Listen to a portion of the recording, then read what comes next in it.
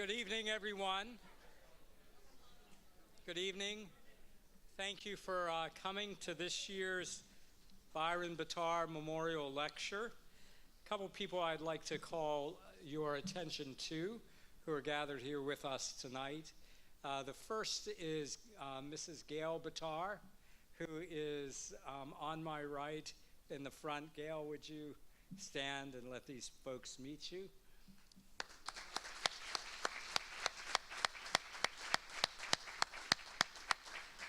So Gail continues to be a supporter of the philosophy program here at Geneva. She annually gives a prize to Geneva students in philosophy for writing papers of excellence.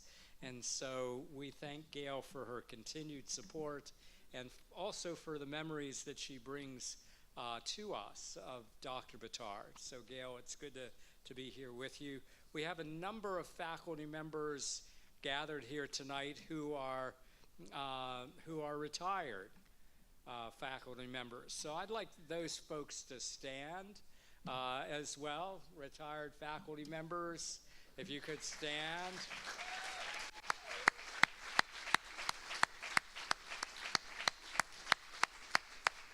And these folks were colleagues of Dr. BITAR's and ours for many, many years.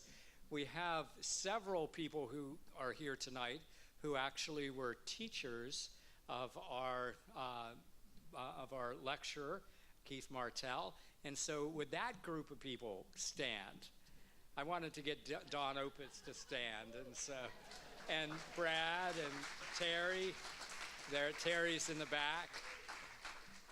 And so some gathered here tonight were Keith's professors as well. Well, it is for me quite a great privilege to have Keith Martel as our lecturer tonight. I've known Keith since he was a student here and only got to know him better through the years. He's a beloved colleague and a friend to me, and is a distinguished philosopher in his own right as a Heidegger scholar. Keith comes from Massachusetts on the South Shore. And one time I heard him say that he worked very hard to kind of temper the Bostonian accent that he had. Marina has never done that. But I'm sure when Keith talks to Marina, you get tempted to go back to speak like a good Bostonian. And with Keith is his lovely bride, Christy. Christy, you stand as well so folks can see.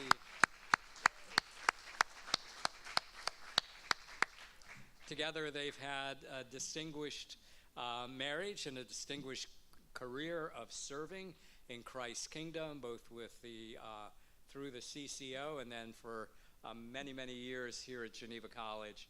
So it's good to have both of them with us this evening, the proud parents of a boy and a girl, and God bless them in that kind of way. So a long friendship with Keith, and given that we've been doing this for quite a number of years, we're getting to the kind of downside of when we're going to offer the BITAR lectures. And so I thought that it was very, very appropriate to have one of Dr. BITAR's students, beloved student Keith Martel, to be our speaker this evening.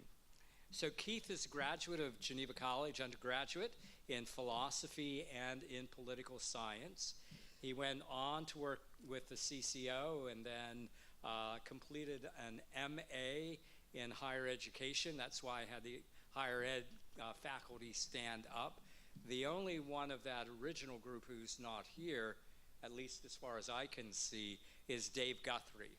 But on Saturday afternoon, the four of those older guys will, although I think the only ones who are older than me are Terry and Brad, but Opitz is younger than me, and Guthrie is younger than me as well.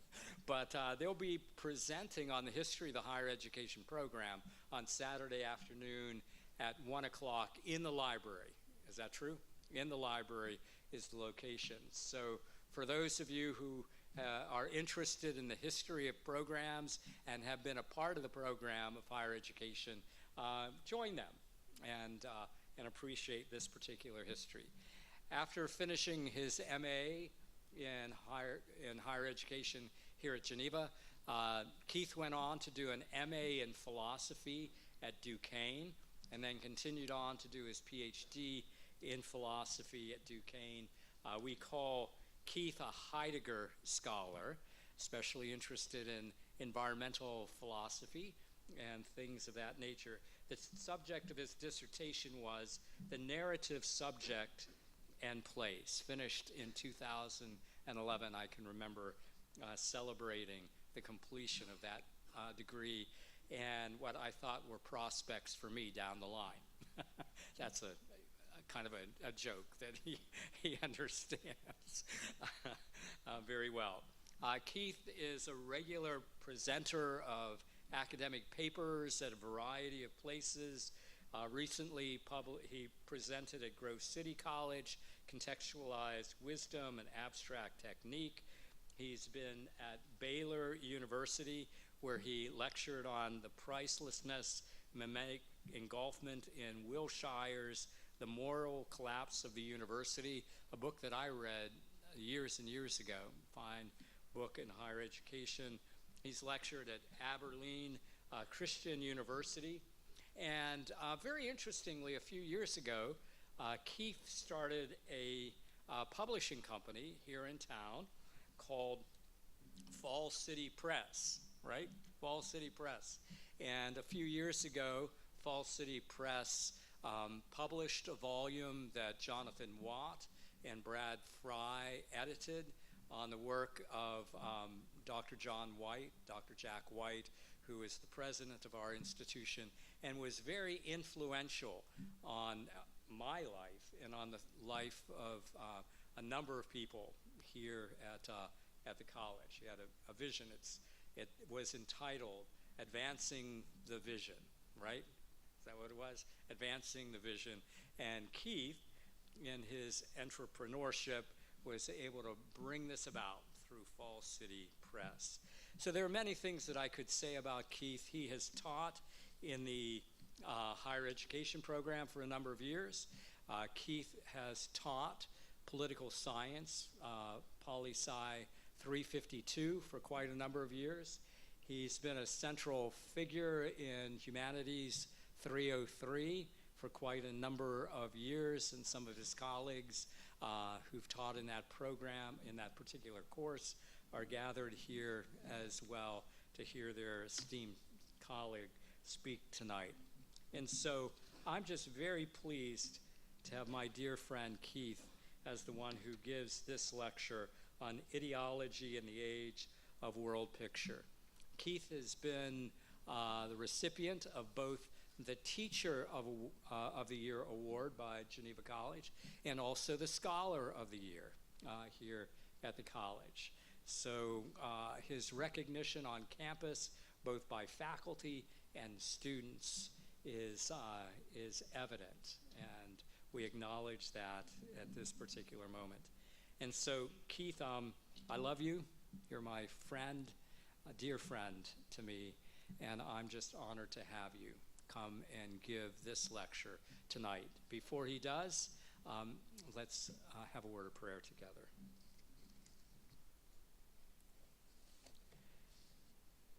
O God in heaven, you are gracious and merciful to us.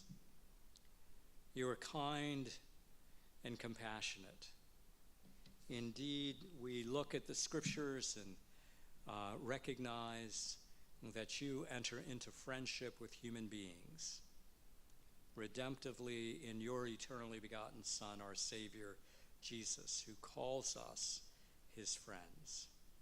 We thank you that you are a friend of Abraham, that you walked with King David, that you led and guided the saints through the ages into virtue and into communion with yourself.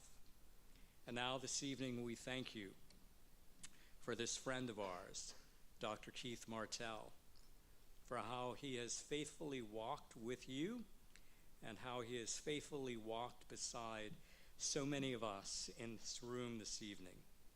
And so we ask that you would bless Keith and Christy and their kids. May they always know the kind and abiding presence of the God who has made them his own. So be with Keith as he lectures and help us to have good minds, help us to be receptive, help us to be attentive as we hear from Keith this evening. For we pray all of these things in the blessed name of the eternal God, Father, Son, and Holy Spirit. Amen. So welcome with me, Keith Martel.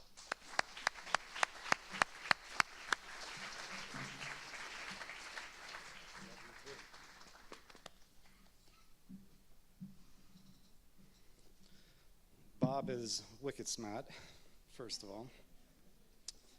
Thank you, Bob. I'm glad you stopped before you started talking about the papers I wrote in junior high school. So that was a kind introduction. And it's great to be with you all here tonight. This has a feeling, this is like a kingdom night, right? I mean, this is a night of reunions. And it's great to have both old and new friends here for this event. So I am incredibly grateful, and I feel overwhelmed by that gratefulness. Especially not only as we celebrate the people here, but of course, as we celebrate the legacy of Dr. Byron BITAR. And Gail, it's great to see you this year as well. A couple of words before we get started. Dr. BITAR was really important to me, and I was actually making jokes with my friend Michael Camp over here that we studied with Byron together. And I actually became a philosophy major because we had a hard time getting into Byron's classes, which was hilarious. Like every year when we were freshmen and sophomores, we tried to sign up for a philosophy course, and they were always full, right? And the only way you could get into Byron's classes as a younger student was to become a major. And it worked. And so here I am, years later, having studied a PhD in philosophy. And so just to put Byron in context, like we've had a lot of conversations tonight about Byron's idea of philosophy and friendship. And that was a major theme for him. Oftentimes I felt like I was in a friend's home, even in the classroom, and sometimes in his literal home. My daughter started college last year. It was for her freshman year, and she's been trying to figure out what to major in. And one of the things that I told her was, hey, one of the beautiful things about college is that you can do this, right? And this isn't the advice that most of your parents gave you, students. But when you go to college, you can actually major in your professors. I said, take some time and try to figure out what sort of professor you want to study with. Because the academic life is a life of apprenticeship. And here at Geneva College, you know, with folks like Bob and with folks like Brad and Dawn and Terry and others, all of these people, Byron's over here, the Lord brought me in strange and providential ways. A kid that didn't grow up in the church brought me to this place to be apprenticed by these people. And along the way, I've gotten to work with several folks, and it's just been, a gorgeous, blessed life. If Bob really loved me, he would have let me say no to this event. I do enjoy presenting papers, but I like presenting them in places like Texas, because you get to have barbecue, and you get to get on a plane and leave those people and never see them again. But tomorrow I have to look some of you in the face. I also feel like philosophy is a difficult world, and one of the beauties of being in this place is they let you I've become kind of a Swiss Army knife, but I've never taught my discipline here, and that's kind of Bob's joke, because I'm the wrong flavor of Presbyterian to teach philosophy here, and so I have some rust, and so this is intimidating, but it's also beautiful to be able to step back into this world a little bit and knock some of that rust off, hopefully. And so I'm going to ask you to join me in this, and I'm thankful for it. The last thing I want to say about Byron, to kind of set the stage, is that notion of students trying to sign up for his classes. Byron was really, he drew students like moths to a candle. And I think it was this notion of just academic friendship. But the most uncommon thing about Dr. BITAR was his academic humility. I remember very distinctly, Byron didn't stand in front of the class and lecture at us all of the time. He had some lectures. But he sat at a desk with us, and he invited us into a conversation. And oftentimes we would be reading the text together. He was very text-based, which I loved about him. And he would stop and he'd just look at us and say, I have no idea what this means. And that's the first time I thought, I can do philosophy. And I've said it ever since. Byron also had an amazing sense of humor that was dry but quick. And oftentimes we had to look at him for tells to figure out whether or not he was joking. And he would sometimes crack just half a smile to let us on. I miss him, and I'll always remember and be grateful for his life. And he was on a mission in a ministry of education. And he made Geneva College a better place many times over. So Byron was a friend, and I'm glad that we celebrate him here. And I'm glad that you're all here to hear some of the stories about him. Okay, so let's do some Christian philosophy. This paper is entitled Ideology. I'm already dry and getting choked up. Give me 1 second. A little product placement right there. All right. Come join us for academic friendships in the higher ed program. This paper is entitled Ideology in the Age of the World Picture. It might read a little mysterious and a little fascinating and hopefully a little curious. But what it is, like most academic papers, is a title that served as a placeholder for a paper that was far from completed, let alone started, when the title is required for an event. I'm sorry about that, Bob. But this idea of ideology in Weltbildes, or world picture, is a pond I swim in and around, even though I'm outside of the field of philosophy proper. With all of my studies, both teaching in education and the humanities and now sociology, social theory. So I'd like to welcome you to the spinning vortex of my mind. Sorry to everybody else. And along the way, I want to introduce you to some of my academic mentors and friends, some of them still living. I think if we do this well, you might even be enlivened to the very practical nature of philosophy. The first goal of this paper is to investigate the roots of modern ideologies, political, social, and religious. But a secondary, and I think necessary, goal for this time is I hope that in this paper is to offer a few philosophical correctives around very important concepts that have been appropriated, and I'd say misappropriated by our contemporaries in and out of the church. Like most appropriators, we've taken ideas with rich particular definitions and histories, decontextualized them, and drained that meaning from them for the sake of our own devices. I hope this paper will bring us into the context of our discourse and reappropriate the very useful concepts of ideology, worldview, and what has become shorthand for a view of the Bible story, creation, fall, redemption. As a final word of introduction, we invite a lot of people, a lot of different types of people to the BITAR lecture, and a lot of them are here for extra credit. I've attended most of the BITAR lectures over my years here, and my prayer as I put this paper together is that it will be generally hospitable for the community at large, because philosophy is difficult and filled with its own jargon. I'll try to walk the narrow ridge of keeping this both philosophically interesting and also hospitable.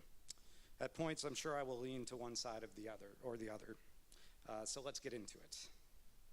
Over the past 3 decades, like I said, I didn't grow up in the church, but over the past 3 decades of my Christian journey, it has become clear that American evangelicalism, along with a conservative reformed perspective, which I consider myself a part of, seem to be locked in recurring waves of ideological battles and culture wars. When I began this paper, I was in conversation with one of my old colleagues, Dave Guthrie, who was mentioned before, from Fair Geneva here.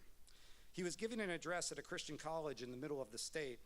A bright guy for sure. He nevertheless started messaging me, asking me how I would talk about ideology. As we hashed it out over way too many texts that should have been a phone call, we arrived at the fundamental hurdle regarding the concept of ideology and its lack of clear definition. I'd guess that at least most of you, or many of you in the room, would likely tie ideology to politics, and in particular, our current political polarization. Likely it has a negative connotation in your mind and might be a tool that some of you even waged or bore in the heat of an argument for a quick escape hatch. Now you're just being ideological. Let's start then by trying to get on the same page, or at least in the same chapter, regarding what we talk about when we talk about ideology. So correction 1, ideology. I think you're spelling it wrong. The concept of ideology has undergone significant modification since its inception. My 303 students that were at lecture, this first part will sound familiar, but don't worry. It's shortened and way more exciting. Okay, so its genesis is attributed to Antoine d'Estude de Tracy, a French aristocrat. While imprisoned during the tumultuous period of the French Reign of Terror, de Tracy shifted his focus from natural science to philosophy. He had redemption. It's a joke, okay? All right, tough crowd. All right, I'm here all week. Where de Tracy sought to develop a systemic approach to understanding human thought. It was in this context that he coined the term ideology. It's a relatively new term. Quite literally, the science of ideas. De Tracy's original use of ideology was largely descriptive. He intended it to refer to the study of ideas, their origins, and their function within society.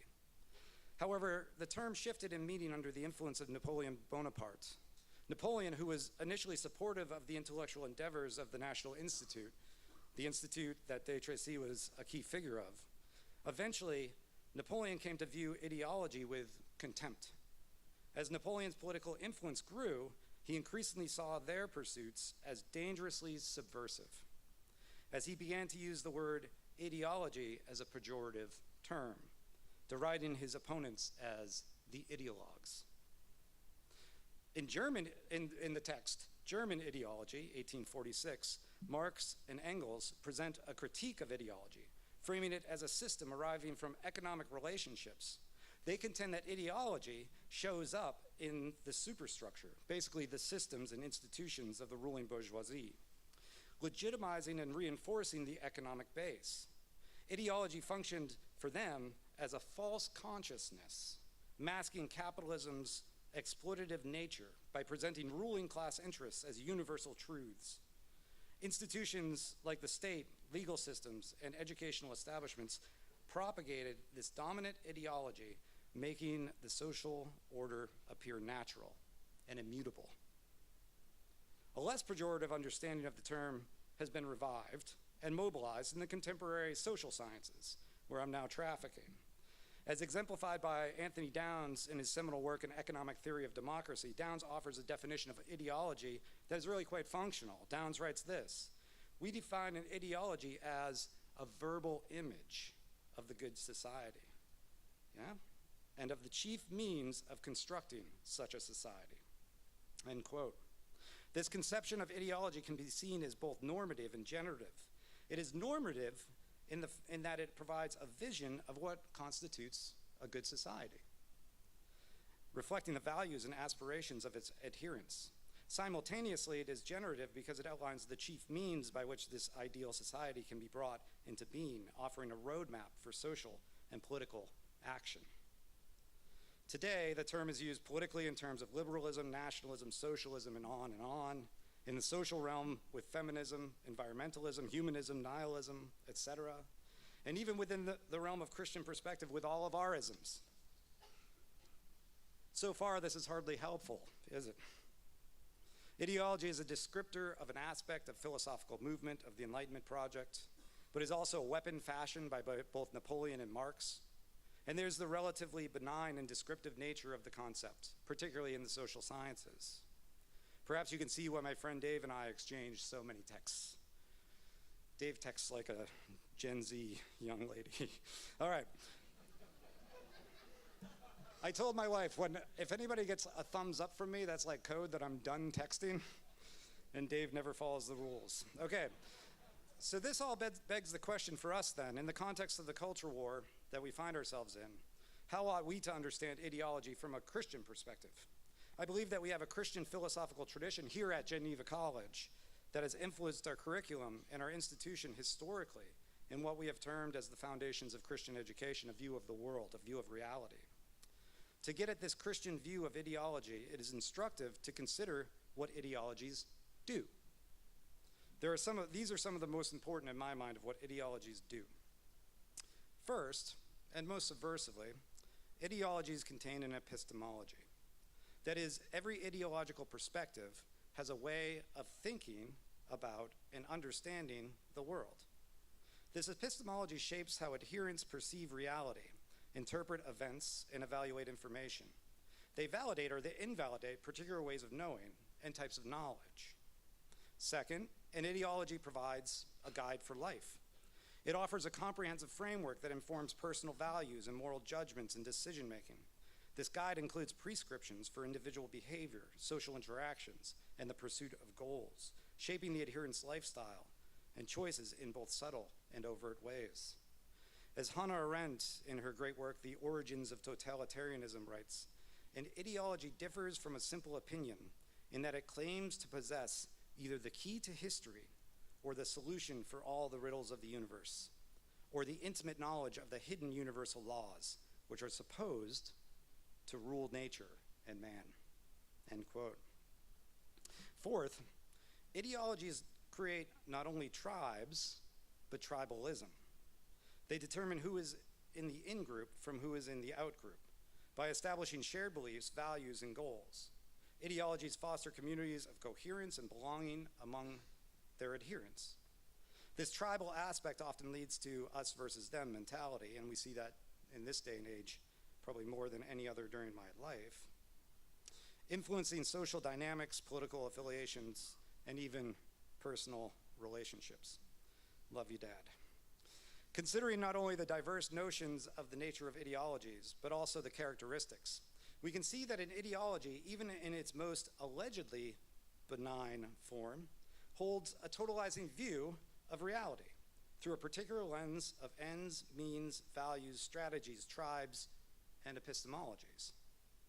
I do not think it is a tall statement or a tall tale to say that from a Christian philosophical perspective, the nature of ideology is idolatry.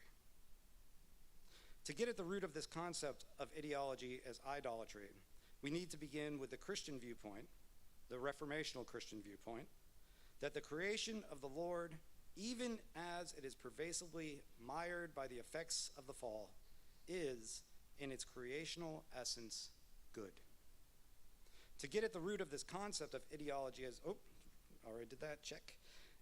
Ideologies, from environmentalism to feminism to materialism to technicism, emerge when an essentially part of God's essentially good world is taken out and raised to the point of ultimate concern. In doing so, we reduce the world down to one aspect, and somewhat ironically, that aspect becomes the totalizing frame through which we view and live in and analyze and even work in the world.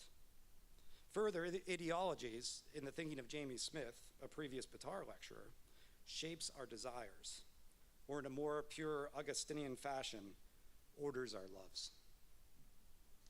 Political philosopher David Koyzis, our BITAR lecture from 2 years ago, and I'm not going to hit them all, explains it this way.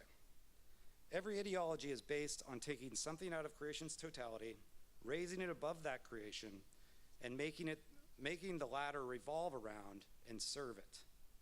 It is further based on the assumption that this idol has the capacity to save us from some real or perceived evil in the world, end quote. For instance, the natural world is a very good part of God's creation. One of our primary commissions as the image bearers is to cultivate and fill that good world. After the spread of the curse, we are also called to works of conservation and restoration. Stewardship of the creation is good. Environmentalism is when we raise the natural world to the point of ultimate concern and allow it to become master of our being in the world. It becomes the guiding principle for our goals and means. It sorts out all of what is virtuous from what is vicious. It determines the way we think and sorts us into tribes. And it's the same for all ideologies. Gender and sexuality are creationally good parts of God's world. Genderism and sexism are ideology. Science is a creationally good part of the creation. Scientism is ideology. Physical pleasure, a creationally good part of God's world. Hedonism is ideology. And we could go on and on. And we must not miss the script here, again, from our perspective. The creational root of these ideologies are indeed good parts of God's creation. As Bob Gaudsvard writes in his book, Idols of Our Time, an ideology does not arise because of an illegitimate goal. One may even say that the more legitimate a goal seems, the more likely an ideology will eventually anchor itself in the hearts of men and women. Legitimate goals can turn into ideologies. Later in the book, he writes this: Christians and non-Christians alike, possessed by an end, that is the goal that he's talking about, possessed by an end, have allowed various forces, means, and powers in our society to rule over us as gods, end quote. A Geneva philosopher from long ago, Peter Steen, would assert that his goal as a philosopher was, and this is, for Brad, it's a misappropriation, was to make all isms wasms. A cute and clever saying, but there's nothing cheap about it. Once something becomes a true ism, it has risen to the level of idol in our hearts and minds. However, and this is perhaps where things might get a little spicy, in our attempts at faithful living and scholarship, in our very human and mortal approach of addressing ideologies in the world of gravity and grace, another danger looms. We can become possessed with the culture war in such a way that our legitimate goals can also become ideological and idolatrous. If I become possessed by my anti-careerism and anti-consumerism in the field of higher education, as I've been blamed to do, remembering that careers are good and humans are made to consume things, I can also become an ideologue. If you become possessed with fighting against the isms of environmentalism, you can risk becoming an ideologue.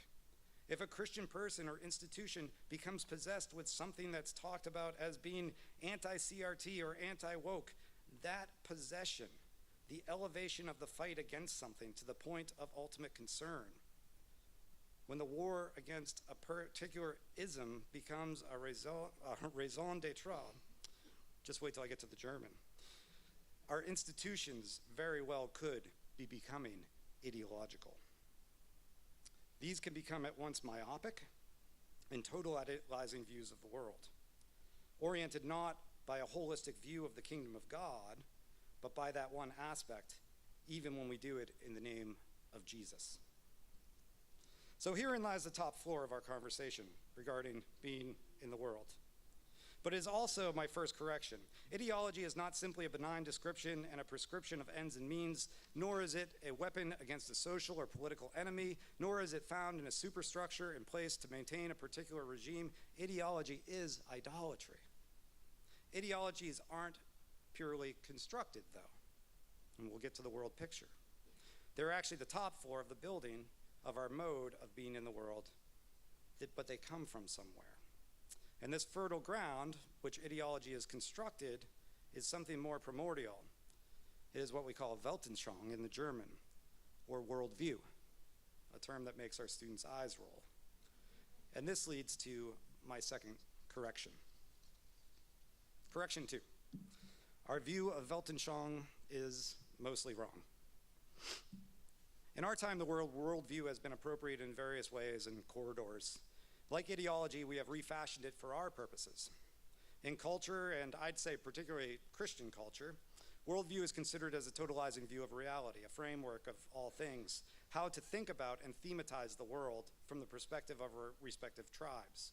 Worldview is often considered a developed philosophy, oftentimes when we talk about the Christian worldview, and sometimes itself a term for ideology. But the original use of the German Weltanschauung, or worldview, can be traced back to 1790 in Immanuel Kant's Third Critique on Judgment. There, Kant tells us that we experience the world not only through purely theoretical means, but through what he calls the mundus sensibilis, or the world intuition. Weltanschauung is, quote, an intuition of the magnitude of the world. For Kant, we do not first know the world theoretically. We do not conceive of it in geometrical or scientific terms, but instead we intuit the enormity of it all, and worldview is born. Nearly 50 years later, philosopher and linguist Wilhelm von Humboldt adopted Weltanschauung in his own study of languages and the origin of language, challenging traditional views that were based on objective positivistic considerations. Von Humboldt writes that, quote, the variety of languages is not that of sounds and signs, but a variety of Weltanschauungen, worldviews. For von Humboldt, language is not formed purely as objective symbols assigned to particular meanings, but arises from an intuitive, pre-theoretical engagement of being in the world. The sounds and signs are already drenched with meaning. While Kant and von Humboldt lay the foundation, I'd argue that it's really the work of the late 19th and early 20th century phenomenologists, Edmund Husserl, Hans Gadamer, and Martin Heidegger, who epitomized modern Weltanschauung, worldview. Tonight, I will focus on the work of Martin Heidegger. For Heidegger, ideologies and philosophical frameworks, we can bind those here. For Heidegger, ideologies, whether social, political, or religious, are never detached or objective systems. Instead, they are included in what he considers the Weltbild, or world picture. Weltbild is, for Heidegger, a thoroughly modern conception. In The Age of the World Picture, Heidegger writes this, that's the name of the essay, The Age of the World Picture. Heidegger writes this, quote, "World picture, Weltbild, when understood essentially, does not mean a picture of the world conceived and grasped as a picture." That would be like an object for him. It's not conceived and grasped as a picture. What is, in its entirety, is now taken in such a way that at first is in being, and only is in being, to the extent that it is set up by man. You get that? So the Weltbild isn't kind of self-existing. It's created by us.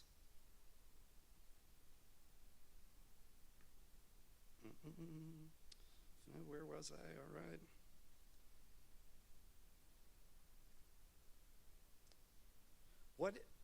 I got that. Okay, I'm back. Weltbild, this is why you don't look at the audience. Just keep your eyes on the paper. Weltbilden, or world pictures, are interpretations emerging from deeper historically and culturally assumptions conditioned as Weltanschauung, or worldview. Even when we believe we are building an ideological system out of a theoretical philosophical position, these positions are still always influenced by the Weltanschauung, the worldview, the view of this thing that is set up by man, whether or not we know it. And most often, we don't. As Dahlstrom explains regarding Heidegger's position in his Marburg Lectures of 29, Heidegger observes that philosophizing happens only on the basis of a worldview, as the hold of, or our stance of being in the world, end quote. Weltanschauungen, or worldviews, could function as pre-theoretical frameworks that shape how individuals and societies perceive and interpret the world. The original worldview conception has been maintained by many in the Dutch Calvinist tradition. For instance, Al Wolters, in his book Creation Regained, which our students still read here at Geneva College, I believe, instructs this way, quote, "A worldview is an inescapable component of all human knowing. It is non-scientific, or rather, since scientific knowing is always dependent on the intuitive knowing of our everyday experience, it's pre-scientific in nature. So theology and philosophy presuppose a pre-theoretical perspective on the world," end quote. That's what worldview is. Before any interpretation takes place, Weltanschauung already influences our approach to the world by providing a set of assumptions and expectations by our situation as being in the world. Heidegger writes this, "In every case, this interpretation is grounded in something we have in advance, in a forehaving. This pre-understanding is part of Dasein's. Dasein for Heidegger is basically humans. This pre-understanding is part of Dasein's Vorstructure, consisting of forehaving, foresight, and foreconception. These elements are always hermeneutical, present in how we interpret the world, conditioning and limiting how entities are understood." He writes, quote, "All interpretation, moreover, operates in this forestructure," end quote. Heidegger's notion of the hermeneutical circle further clarifies this dynamic. Interpretation is never a neutral or objective process, but always occurs within a pre-existing context of meaning. As we interpret particular phenomena, We do so in relation to the whole of our pre-understanding. And this understanding is shaped by our historical and cultural force structure. We cannot step outside of this circle. Interpretation is always conditioned by what is already understood. It is the root of our hermeneutical existence. Heidegger's concept of thrownness, I'm skipping some of these German words, reinforces this point by emphasizing that Dasein is always thrown into a world it did not choose, a world already structured by historical and cultural contexts and conditions. He writes, quote, Dasein is unveiled and it's being delivered over to the there. We shall call this characteristic of Dasein the thrownness of this being into the there. It is thrown in such a way that it is the there as being in the world. Beings of the character of Dasein are there, T-H-E-I-R, T-H-E-R-E, there,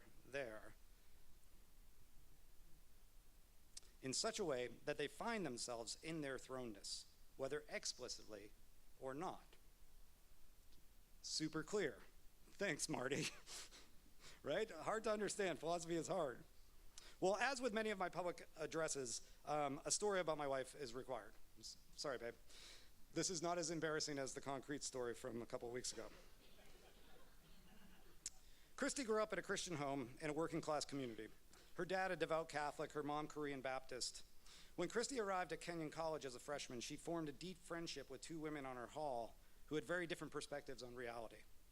Neither of them Christian and both brilliant. One day, while talking about faith and life, her friend Sarah said to her, well, you're only a Christian because you grew up in a Christian home. If you grew up in a Buddhist home, you'd be Buddhist. Walking away from the conversation, my wife had that experience that we've all had, that moment of realizing what she should have said. And you're only a secular humanist because you grew up in a secular humanist home. In the same way, Dasein is always thrown into a context which shapes our understanding. Thrownness situates Dasein within a specific historical moment. Interpretations of the world are conditioned by the historical and cultural environment in which Dasein finds itself in. The historical context gives rise to the Weltanschauung, the worldview, from which ideologies are then constructed. Dasein is always already delivered over to the world, and its being is fundamentally constituted by the historical and cultural environments it inherits. So where are we thus far? Well, cultural, social, and religious ideologies are actually idolatries, occurring when we raise an aspect of God's good world to the point of ultimate concern. These ideologies are not born from a pure view of the world or a seemingly objective Weltbild, but always from a Weltanschauung, are pre-theoretical assumptions about reality, determined primarily by our thrownness into particular cultural and historical situations. Correction 3. Creation, fall, redemption. I do not think that means what you think that means. Princess Bride. Yeah, now you're with me. All right. Heidegger's conception of Weltanschauung and pre-understanding illuminates how humans are always already interpreting the world from a standpoint of the context into which they have been thrown. Our pre-theoretical engagements with the world are always shaped by the historical, cultural, and existential conditions of our being in the world. This leads us to interpret reality through the lens of pre-existing meanings and biases, as described through his force structure. If, as Heidegger argues, we are thrown into a world structured such, as I've said over and over again, is there something deeper and more originary? There is. Here, Dutch Calvinist Herman Dooyeweerd's philosophy of ground motives offers a critical expansion, I believe, to Heidegger's thought.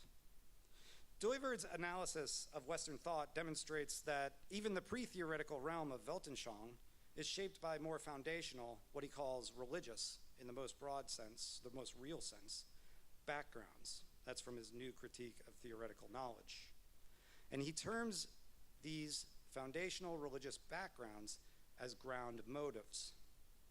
In his most accessible work, which is a little accessible, Roots of Western Culture, the philosopher argues that all human existence develops from a fundamental ground motive, which is, quote, a force that acts as a spiritual mainspring in human society, is an absolutely central driving force, because from the religious center of life, which he believes is the heart, it governs temporal expressions and points towards the real or supposed origin of all existence. In its profoundest possible sense, it determines a society's entire life and worldview, Weltanschauung. As such, end quote, as such, the ground motive is communal by nature and is is the primary commitment that founds and propels culture. Or as Al Wolters explains, ground motives are religious driving forces which precede theory and are at the root of entire civilizations, end quote. If the Weltanschauungen are indeed the pre-theoretical crust beneath the philosophical and ideological pie, we could say that the religious ground motive is the butter in the crust. While it is unseen, it still diffuses through the graham cracker crumbs, granting flavor and ultimately holding it all together and giving it form. Dooyeweerd identifies three major ground motives that have held sway over Western thought. I won't be talking about most of them, but just to outline them briefly. The form matter ground motive originated in ancient Greece. This ground motive reflects on a dialectic. The three of these are dialectical. Reflects on a dialectic between the eternal forms, or the ideas, and the changing, imperfect material world. Dooyeweerd posits that this is most profoundly seen in the philosophical concepts of Plato and Aristotle, but begins with the pre-Socratics and even religious myth of the Greek culture. Two, the nature-grace ground motive, dominant in medieval Christianity. This ground motive represents the dualism between nature and grace, that is, the nature as the fallen secular world and the redeeming grace of Christ. Three, the nature-freedom ground motive, emerging during the Renaissance and taking its clearest form in the philosophy of the Enlightenment. This ground motive is a dialectical dualism between the deterministic, mechanistic view of nature and human autonomy, human freedom. For Dooyeweerd, then, each historical period, each of these large historical periods, are shaped by the dominance of its particular ground motive. Cultural historical Weltanschauung are born from these deeper, hidden religious roots. The ideologies and philosophies of a given time are thus first and foremost conditioned by the ground motive. He explains, quote, a religious ground motive deifies and absolutizes part of the created order. As Dooyeweerd argues, Western culture in the modern era has been shaped by, and we can say possessed by, the dialectical ground motive of nature freedom. The nature freedom ground motive marks a transformation from the nature-grace dualism of the medieval period, the scholastic period. The nature pole in nature freedom, right, dialectical, the nature side, the nature pole, represented the mechanistic, deterministic order of the universe governed by natural laws, while freedom, the other pole, symbolized human autonomy and self-determination. This dualism shapes the very way we experience and interpret the world. It pits human freedom, understood as individual autonomy and rational self-legislation, against the constraints of the natural world, often leading to a fragmented understanding of human existence. Dooyeweerd also argues that many philosophers tried to kind of synthesize these. In particular, David Hume had this treatise that that nature, the reality of nature was actually in the free mind, right? And so he tried to bring these two things together, and Dooyeweerd talks about this. Nature then becomes a field to be mastered through human freedom. Regarding ideology, this nature-freedom dualism is particularly instructive, I believe. Nearly all modern ideologies, yes, today, are born out of freedom as the highest good. It is the source of our values, norms, loves, and epistemologies. This is why T.H. Green, and another reading from Political Science 352 here at Geneva College, in his great text, Liberal Legislation and Freedom of Contracts in 1861, writes this: we should probably all agree that freedom, rightly understood, is the greatest of blessings, that its attainment is the true end of all efforts of all citizens. But when we thus speak of freedom, we should consider what we mean by it, end quote. And then he goes on to explain how liberalism and conservatism of the 19th century are really just, two poles, valorizing the same ideal of freedom. Green offers a kind of political catharsis, a balm to soothe the wounds of our divisive age. We might be assuaged by the fact that we all really want the same thing, freedom. The question is, what are the nuances of our definition, and through what means do we achieve it? Liberal or conservative, Republican or Democrat, we all want freedom. This political end of freedom, though epitomized in ideology with competing textures, means, and strategies, are both thoroughly and fundamentally the result of our ground motive of nature freedom. This then is the foundation of our ideological being in the world. Ideology is built out of Weltanschauung, but Weltanschauung are always birthed from shared epochal ground motives. Each ideology is first grounded in a Weltanschauung that is conditioned in its moment, more like a generation, right? And these generations, however, exist within a larger age. Think the Renaissance till right now, shaped by a fundamental ground motive. This is why ideologies across time exhibit what Wittgenstein might call family resemblances. I put that in there for Byron.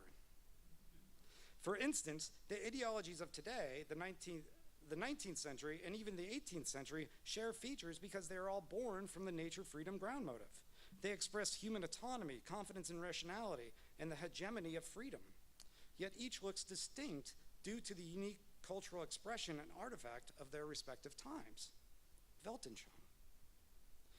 And this leads to our third corrective: creation, fall, redemption. Creation, fall, redemption has become popularized. It has been appropriated as a convenient shorthand for the biblical story. Theological Cliff's Notes, if you will. But creation, fall, redemption isn't a heuristic or a shortcut. Creation, fall, redemption is Dooyeweerd's fourth and only biblical religious ground motive. The creation, fall, redemption ground motive provides a comprehensive and integrated spiritual root that stands in opposition to the dualisms presented in all three of the other ground motives. It presents a unified reality where the creation is inherently good. The effects of the fall are pervasive, but the reconciliation through Christ is of don to panta, all things. See Colossians 1.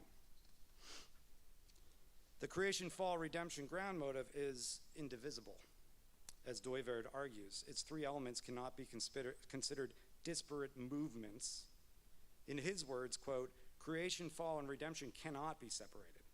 I venture to say that whoever ignores the revelation of creation understands neither the depth of the fall nor the scope of redemption. Relegating creation to the background is not scriptural, end quote. So the biblical framework, according to Dooyeweerd, is the only sufficient ground for an integrated perspective. Unlike the dualisms found in nature-freedom ground motive, the creation, fall, redemption ground motive affirms the goodness of all aspects of creation, including freedom, while recognizing the pervasiveness of sin and the comprehensive scope of redemption. It calls for a Christian philosophy in which every sphere of life, scientific, cultural, social, and spiritual, is integrated under the lordship of King Jesus Christ. Further, the creation, fall, redemption ground motive thoroughly disrobes any attempt of ideology as idolatry to raise one aspect of the essentially good creation to the point of ultimate concern. A final, somewhat brief, lived correction. Our woman at the well moment. This paper argues that ideology is idolatry as it elevates one aspect of the creation to the level of ultimate concern.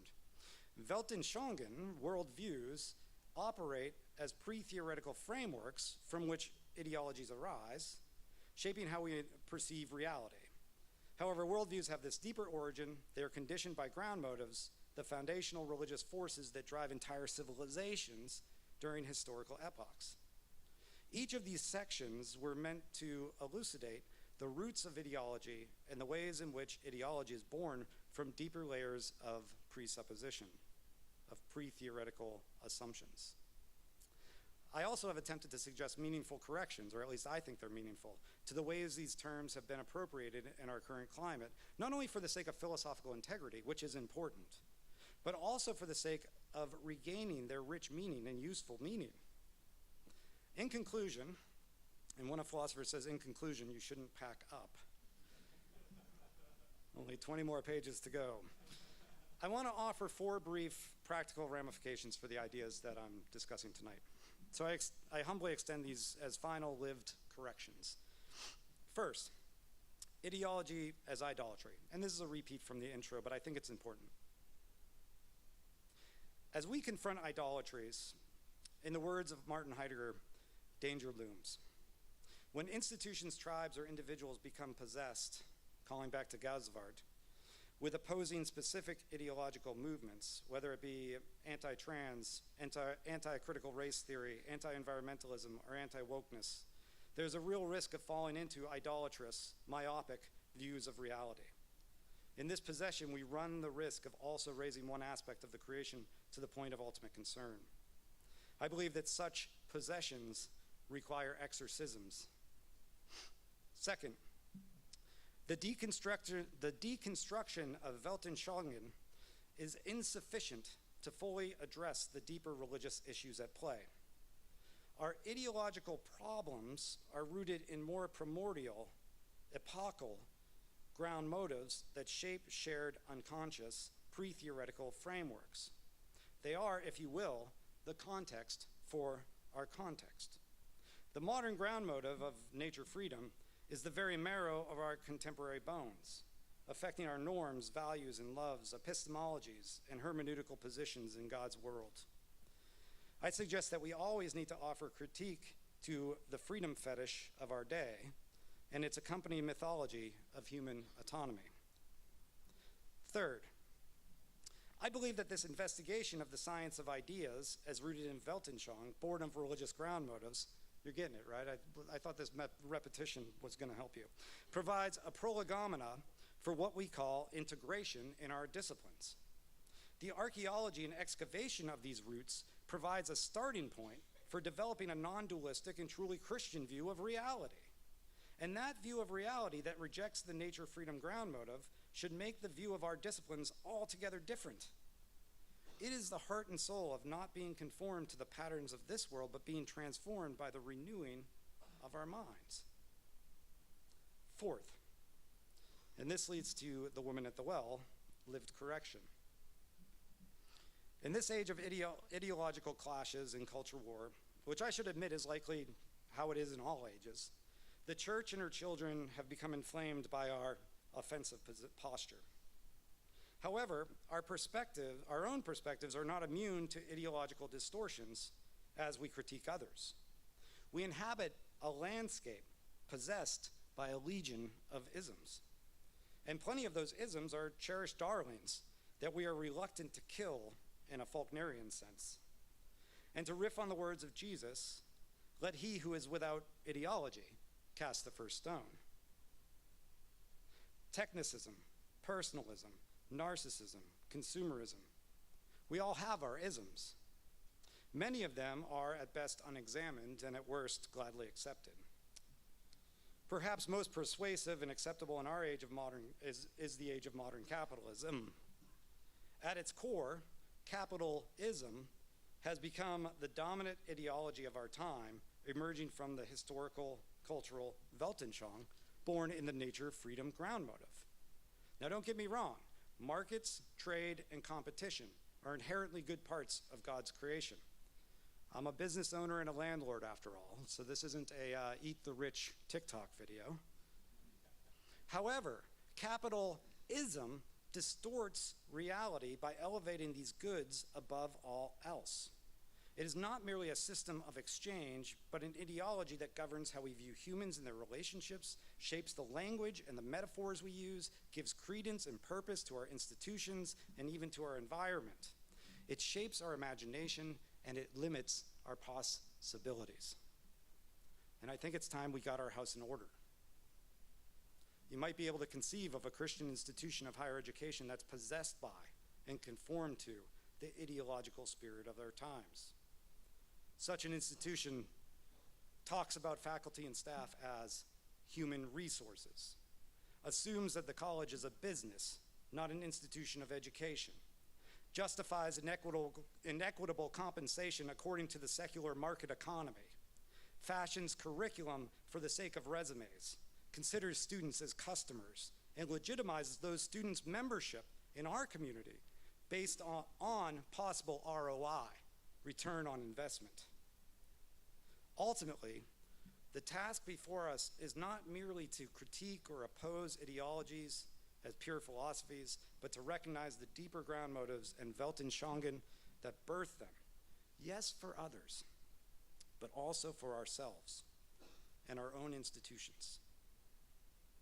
Might we humbly and faithfully make all isms wasms for the sake of the King and for his kingdom. Thanks for paying attention.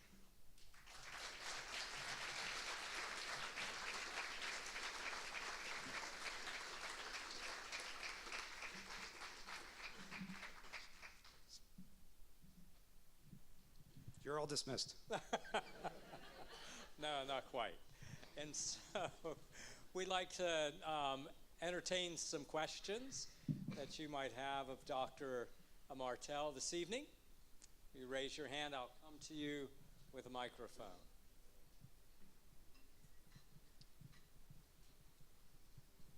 I have to stand up here initially so I can see above the crowd. But questions? Perfectly clear. I tell you. Perfectly clear. Okay, Dylan?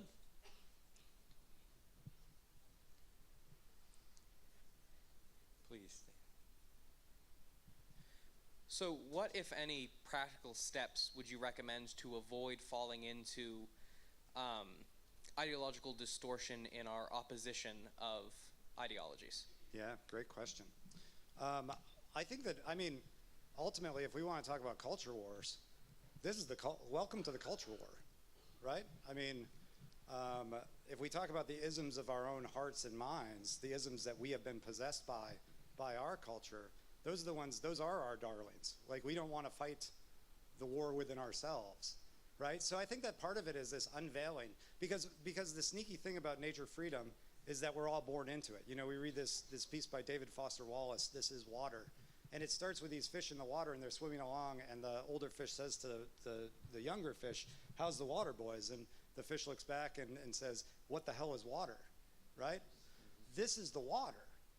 We don't know that it's the water because we were born into it. We swim in it. It sustains us, we think, right? And so whether we're talking about late-stage capitalism or we talk about other isms that possess us, it's about this.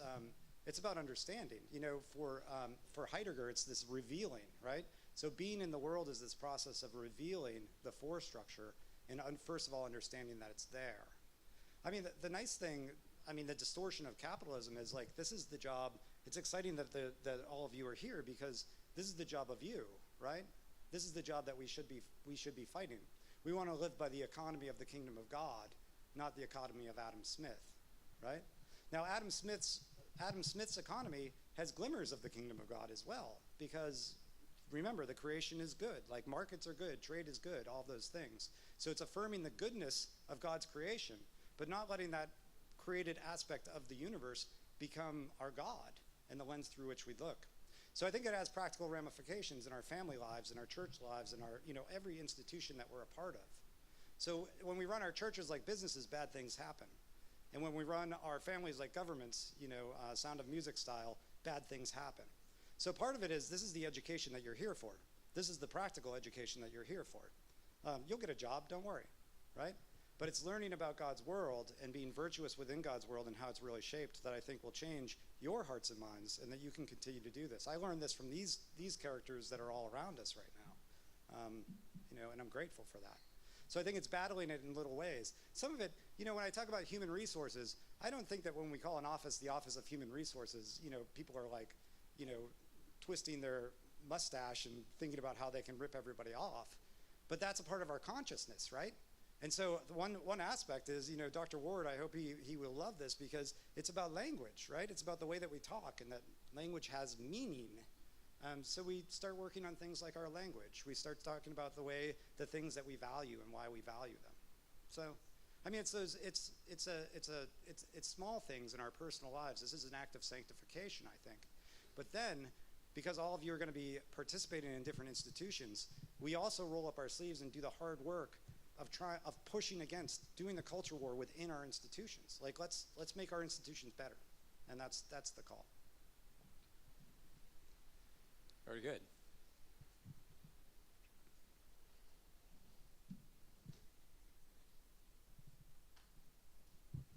Sorry, I like asking questions.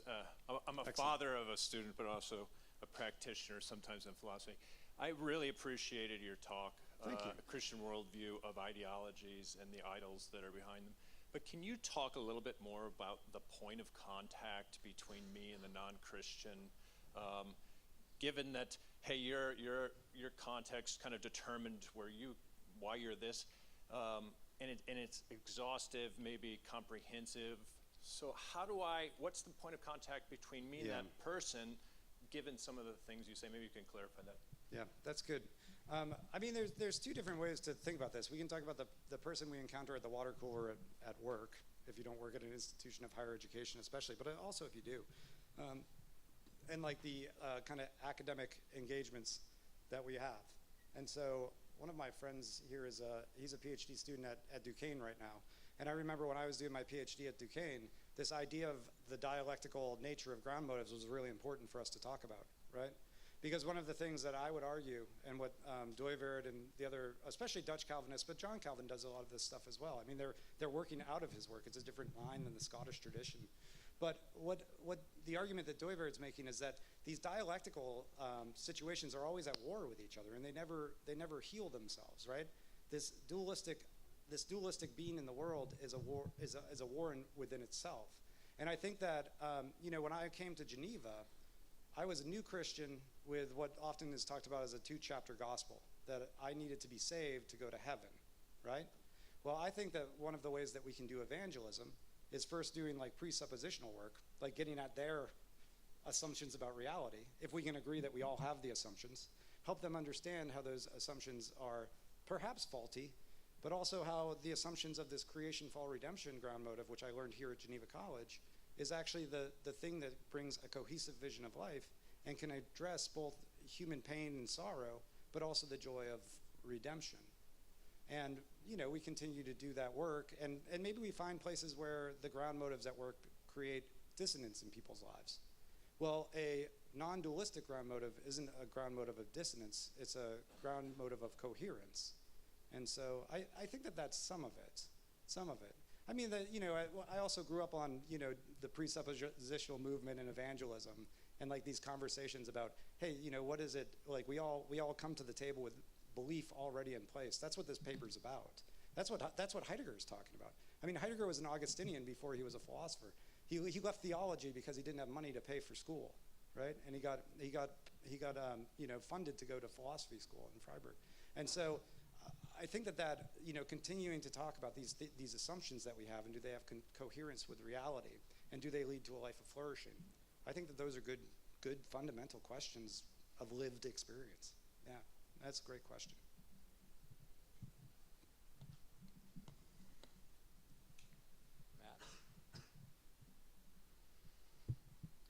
So within modern, to my knowledge, modern countries and political ideologies and all that, it seems that ideology is almost fundamental for the stability of countries now.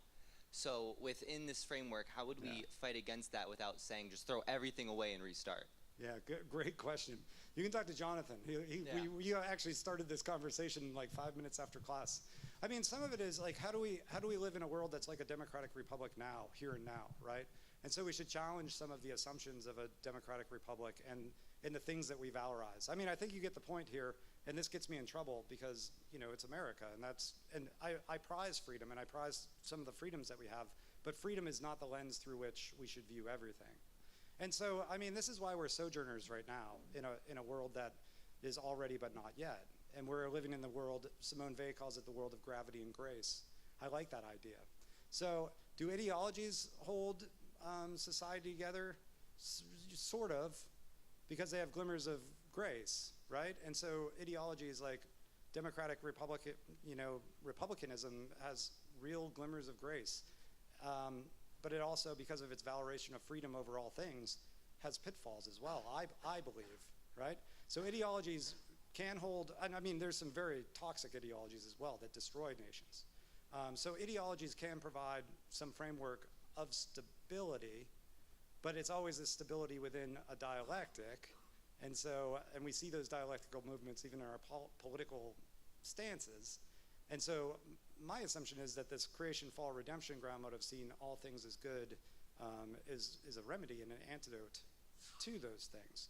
So the nice thing about, Al Wolters has this great chapter in the book that students read in Bible 300 where he talks about reformation over revolution, right? So ideologies are primarily things of revolution, right? And revolution assumes that something has to be thrown off and something new put in its place. And Al Wolters speaks against that because he believes that a reformed perspective actually says because there's goodness in God's world and creation, that every ideology has a goodness in the kernel of itself, right? So he says that we should fight for reformation. So we should take the systems that we have and fight to make them restored, yeah? Now, are there some ideologies that are so broken that the best means is to throw them off? Yeah, perhaps. Yeah, that's a good question.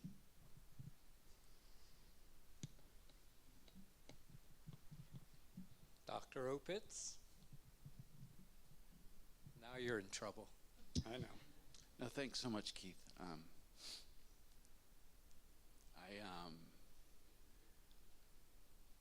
I was crying at the end of that message because it was, I hope you all discerned how powerful an indictment that is about the sin of our world and how deep it goes. So thanks for that. I really appreciate that. But I'm going to go someplace earlier in the lecture because I want to say that it sounded to me like you and Heidegger were arguing that Geworfenheit situates Dasein. The throne, right? That's the thrownness situates Dasein. And that sounds to me a lot like my field of sociology of knowledge. So I was looking for like some little connections maybe and why we haven't ever talked about this a little bit more deeply. I was just fascinated, that every knower is situated in a context and their knowledge and how they approach it is contextualized. And so, yeah, any other connections to like the Berger's, that my field, the Peter Berger area, but yeah. Sociology of knowledge, and then this to make it even a little bit more interesting and complex maybe. I don't think we would argue that you simply are what you eat. That you yeah. are what's gone into you. Your surroundings and context is all that you can, that produces you. That there's something a little more and my guess is that your old mentor, Professor BITAR, would take a little different tack on that. Beyond context, what is at work in shaping the knower. I had a quote by Berger and Luckman in the paper, and then when Don said he was coming, I took it out. And I guess I didn't dodge well enough. It's a good question. There's two there, but I think I'll take the second one first.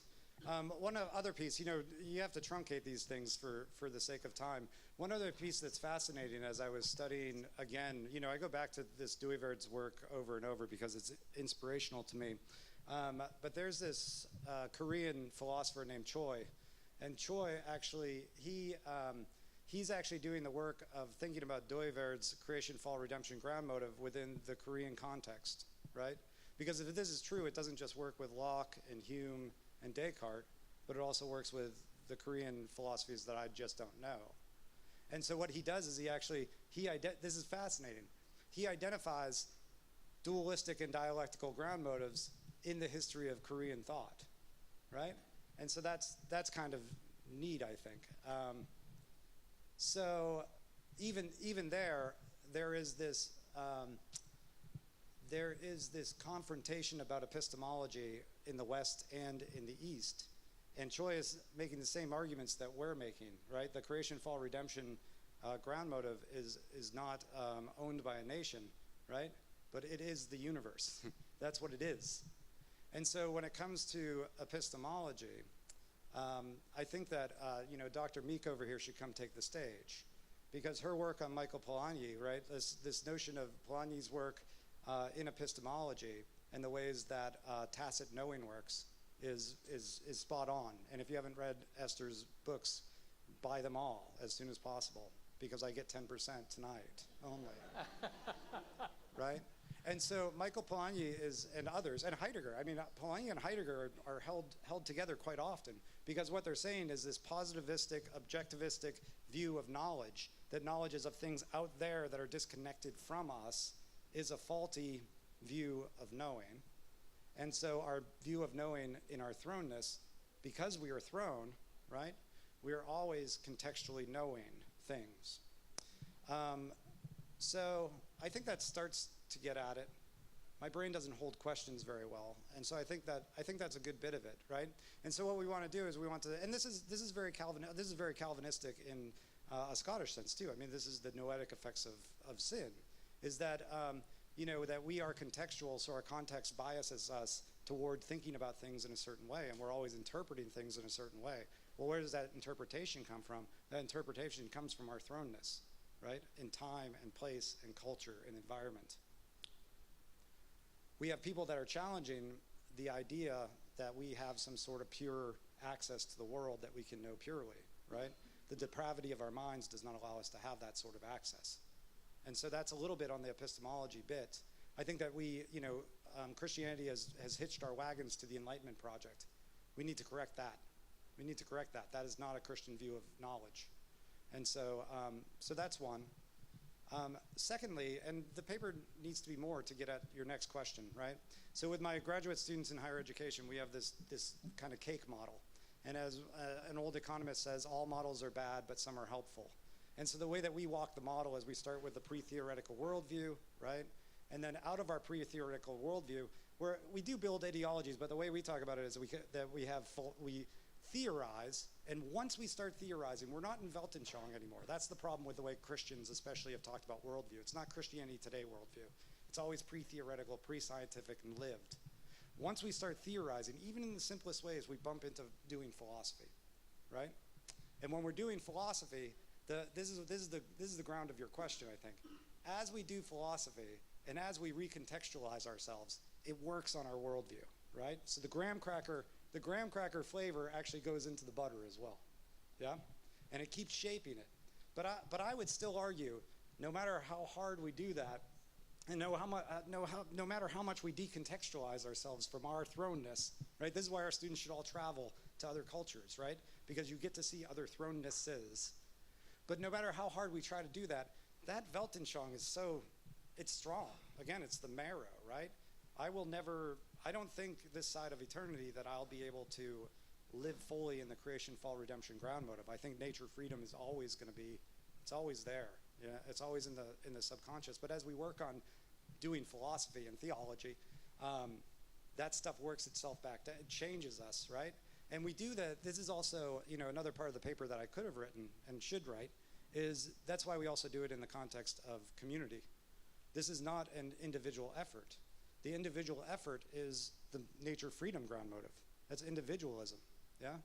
But as we do this in the context of community and as we come to a place like Geneva, being in this context actually is also shaping our pre-theoretical ground motive. It's shaping that butter in the crust. Very good. We have time for one more question.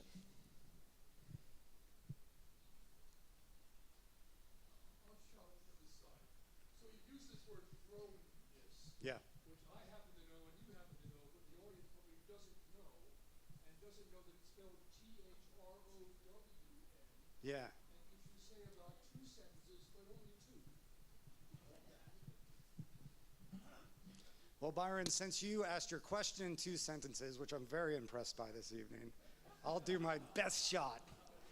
When you put your hand up, I was afraid that you were going to ask me about the supratemporal heart, which we've talked about before, which is a bit of a riddle.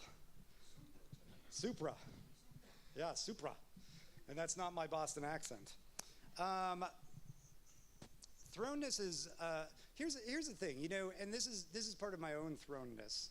I'm going to take more than 2 sentences, because I got one night. Part of our, when you read Being in Time, I remember going and doing my PhD, and I read Being in Time in the context of a PhD classroom, and it was fabulous. You know, a little seminar, a few of us around a table, just digging into the text. And I remember, I didn't know that Heidegger was a theologian first, right? And throughout my book, I have like all of these kind of notes, like, oh my word, this sounds like Augustine, or this sounds like somebody else. And when it came down to it, a lot of these different ideas, I think, are really quite Christian, right? And so there's this providential aspect of thrownness, right? I wasn't thrown into Western Pennsylvania in the 19th century, right? I was thrown into the 20th century in Boston, Massachusetts, which particularly shaped my life. So Heidegger sees thrownness as a bit of, at least, initial destiny. And so he believes that we're thrown into being, and then, in his sense, so that's like the destiny part for Heidegger, but then he thinks that being in the world is projecting ourselves forward, yeah? So we have this sense of thrownness into context, which shapes our Weltanschauung, but then once we're thrown into that context, we have willed action to project forward in society, or in being in the world, as Heidegger would say. And so the thrownness is, it's the context in which we're born. And yeah, good? Thank you. Thank you. All right, thanks everybody.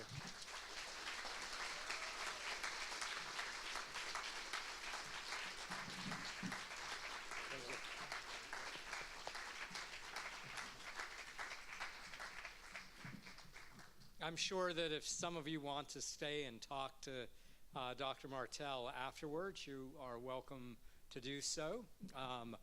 As I said at the beginning, we've been doing this since 2004. And Dr. Meek and I, colleagues for so many years, planned year after year after year these BITAR lectures. The very first one we had was actually in this room, and some of you were here. And we had a dinner for everyone right here, and Stephen Evans, the philosopher from Baylor, was the speaker on that occasion. We've been very fortunate through the years to have wonderful and outstanding BITAR lecturers, and so we're very thankful. We're thankful to the Bill Kreiner family for so generously supporting the philosophy program. Not only giving us money every year to put on a banquet and to have some lectures, but they also contributed significantly to the hiring of Dr. Meek back in 2004, sustaining that for several years as the college got under its feet in terms of having a second philosopher. And so it's really a period of celebration of Byron's legacy, of seeing some of you who've come back who were our students, and certainly our colleagues as well. But we'd like to give Keith another round of applause.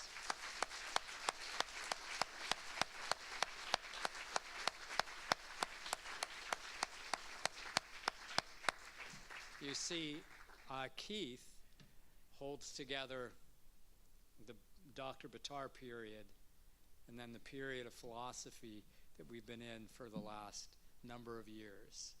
And so we're thankful to God for his blessing. And so in typical Fraser fashion, I'm going to pronounce a benediction. And the Lord bless you and keep you. The Lord turn his face towards you and be gracious unto you. The Lord lift up his countenance upon you and give you peace. In the name of the Father, Son, and Holy Spirit. Amen. Good night.